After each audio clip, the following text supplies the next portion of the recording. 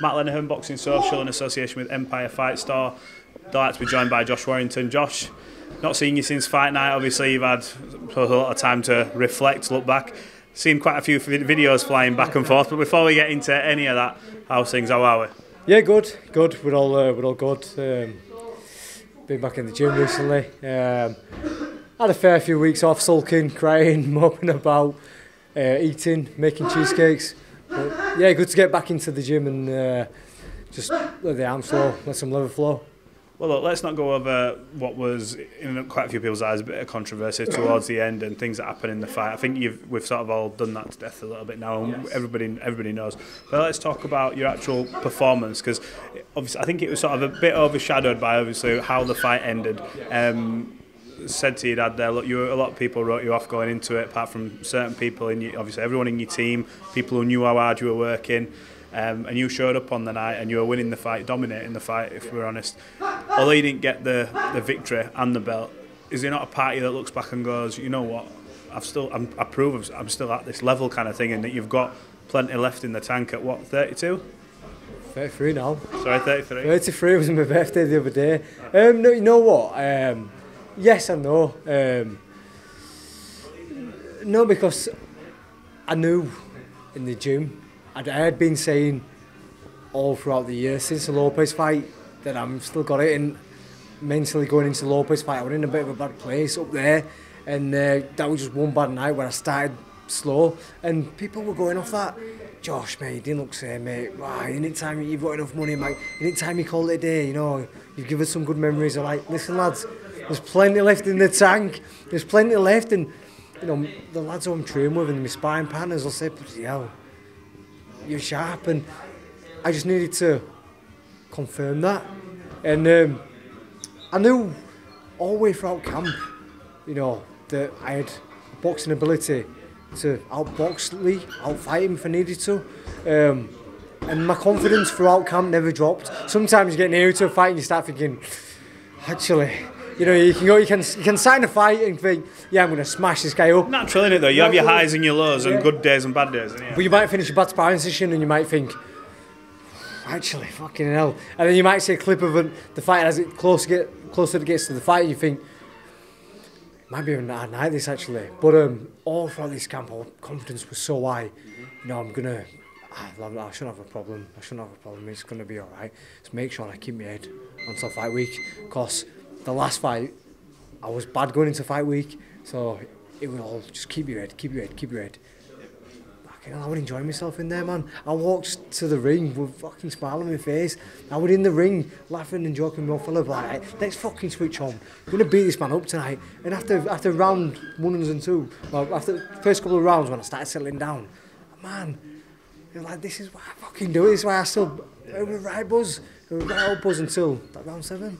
Well, look, I was about to say, you had a spring in your step from when I saw you in Oklahoma. You were ready to go then, kind of thing. You were like, look, this is my opportunity, I'm firing on all cylinders. And that sort of continued as I'd sort of kept coming back here. You not seem to ever go down. But look, let's talk about sort of what's gone on in between.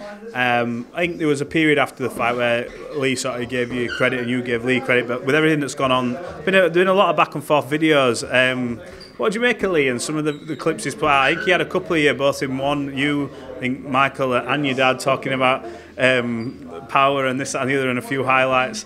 He's sort of poking it a little bit, isn't he? I'm a little bit disappointed, because it seems like he's like rubbing salt in wounds. He's gloating a bit. Now, there's not wrong with gloating if you're going to behave like a cunt beforehand. Then you're all right to behave like a cunt after, because that's your makeup. But face to face at press conferences, Leigh was nothing but amicable. Even when I tried to stir it to get under his skin, I couldn't do so. When we did a round table thing, we sat face to face. There was that respect there, though, wasn't there? So I were always, if you're going to play the respectful game, then listen, I have no problem with that. Let's shake hands, have a tear up, and then, you know, shake hands after. And you know, that's the way it seemed to have been. There was an odd little interview where he'd said something in an interview, and then I'd been told about that. What's your response, Josh? Then I'd give a bit of a nasty response, and that seemed to, you know, Chinese whispers and all that, you know, get spiralled out. But I mean, even on the night, you know, I've cut him in third, and he had to get stitched up. I had to go get checked medically, make sure I'm all right. You know, perfectly fine. Sat in the medical room, and Leigh walks in, and there's just me, Leigh, and there's a couple of medical British Boxing Board control staff. And, you know, you lucky bastard. Shake his hand, you know, I'll come see you after.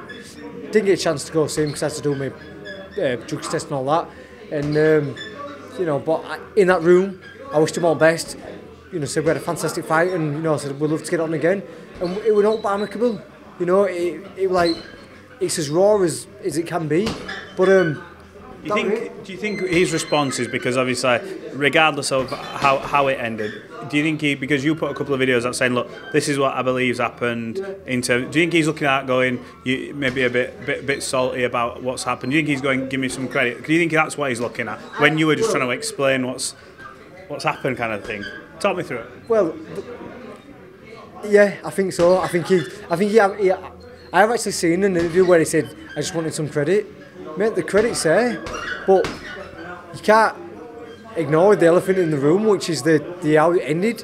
And I hadn't heard it myself, but I've been told of many people, close friends and people in the boxing world, that the following few days he was on TalkSport and he's talking about how it was part of his game plan. I mean, come on. I mean, where's the respect for me there?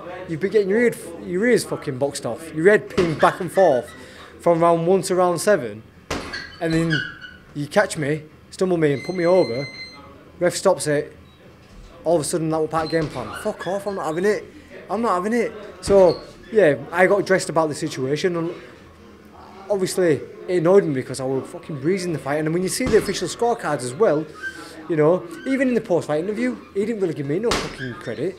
So, you know, it's maybe supposed to like his good fight and stuff like that, but we didn't talk about how it was going. I suppose in terms of what it does for you, though, everyone I speak to in that division seems to be moving up to 130 anyway now. Yeah. Yourself, your dad said, look, think 130. Obviously, we'll hear it from you now. He says he's moving to 130. You've Joe Cordina there. There's a lot of moving parts up in that division. Is that it for you now? 130 and is the first port of call a rematch with Leigh Wood, regardless of belts, or is it a case of having a look? What is it for you? Well, I'll be honest with you. I'd have been saying to Eddie, and I almost thought I was going to be saying in my script, you know, take us to America. You know, Ray Vargas is there because, you know, previously I was ranked #1 with the WBC. Probably won't get that opportunity now. Otherwise, I would have been moving up anyway. You know, I've been making featherweight since all my title level, and you know, there has been stages in this camp. Not that I struggled, but there has been stages where I thought, you know what, this might be my last one at feather. You know, I've laughed and joked about it with some of my gym mates in here, like, fucking hell, I have to eat whatever I want next time, and you know, not that, like I say, I struggle, but you know, I'd been saying that if after this one, if I can't get all America and fight like Ray Vargas, then I will move up. With an opportunity there, then it makes sense, but there's a few more things to add. It's annoying is that it's all been this kind of like the referee and the point situation, you know.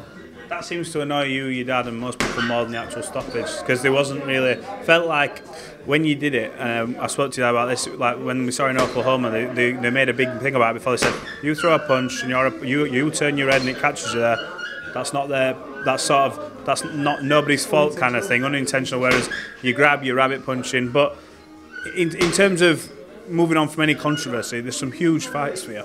Does it have to be Leigh for you next? Because if it isn't Leigh, who do you want to? Who's a possibility? I mean, obviously there's Cordina as well, but I think Leigh wants to fight at the City Ground, and he needs to fill it. He needs to sell tickets, and needs to fight. Yeah, I guess a title fight can bring people out the woodwork, but normally a big stadium fight needs history. I've done 2 stadium fights. Lara had history. Selby, we had history. Instantly, there's history with myself. You know, the stoppage was controversial. That'll appeal to a lot of neutrals. You know, those who probably watched the fight at home and thought, you know what, I want to be part of this one and come see what's going on. Both sets of fans, very, you know, vocal. so their numbers will grow. But I think it'll attract a lot of neutrals as well. But it's if he wants it, you know. He says he wants big fights, he wants to make a lot of money, he wants to fight City Ground, but the City Ground can't happen with 5,000 people there. Well, I asked him and I said, look, who do you want to fight? Because he said, for him, he doesn't care now. In his mind, he said, look, I'm fighting the City Ground, I don't care who it is. But like you just said, for the City Ground, you need the following there. But he's not bothered. So if he goes and fights a Cordina or something like that, and you can't get, like you mentioned there, at 126, where are your options? Are you looking at the winner of Jordan and Michael? What are you looking at if not? At this moment in time, just waiting for Leigh. That's the number one. That's the main side. That's the one that fucking. That's what everyone wants to see. You know, boxing's a business, isn't it? And sometimes you have to go, well, what the fans want to see, the paying customer, and that's a fight. What? Like fucking hell, you know, he should have been allowed to continue. You know what? If Michael Alexander lets me go back, sit on the stool, and I get up the next round, and Leigh sparks me out, we're not having this conversation. It's like, you know what? Fair enough. But also, what's to say that I sit down on the stool, Leigh comes fucking out, all guns blazing, thinking he's got me, and then I catch him, and I'm fucking a three-time world champion. So it's soon heard, it's done known. That's why we need to fucking run it back. Well, hopefully, I think everyone will agree that the fight it lived up to all expectation. There was a decent build-up for it.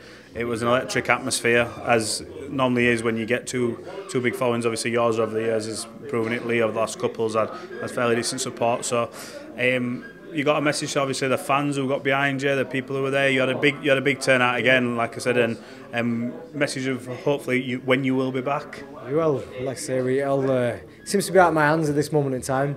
Unless maybe I grow a perm and get a Ferrari, then who knows? It might twist the promoter's arms and maybe more sexy. But as always, for those who were there in Sheffield, those who watched on the television, thank you very much. The noise was heard, and it fucking sent shivers up my spine in parts of that fight, especially when I heard my name being chanted and sung, and you know, various lead songs and whatever. It were very special. And even, you know, it takes two to go, so the Nottingham fans as well. I enjoy just calling me a wanker. I enjoy just calling whatever. You know, there was a few who applauded me after the fight. I say respect to you guys. Those who continue to call me a wanker, you can get fucked. But yeah, listen, we will be back. I think I've shown what I've been saying for the last 12 months, that I've still got it, and I'm capable of fighting this level. So watch your space. Well, Josh, there's a few more chapters left to be written, which is good to see. Good to hear you in good spirits, and you know, on we go. Josh, that's talking to Boxing Social. We'll catch up again soon. Thank you. And I will just finish on. There was a lad who boxed the other week, and Ben Davison said he's not boxed for the 12 months, and he had COVID a few weeks later. We could have all made that excuse. Cheers.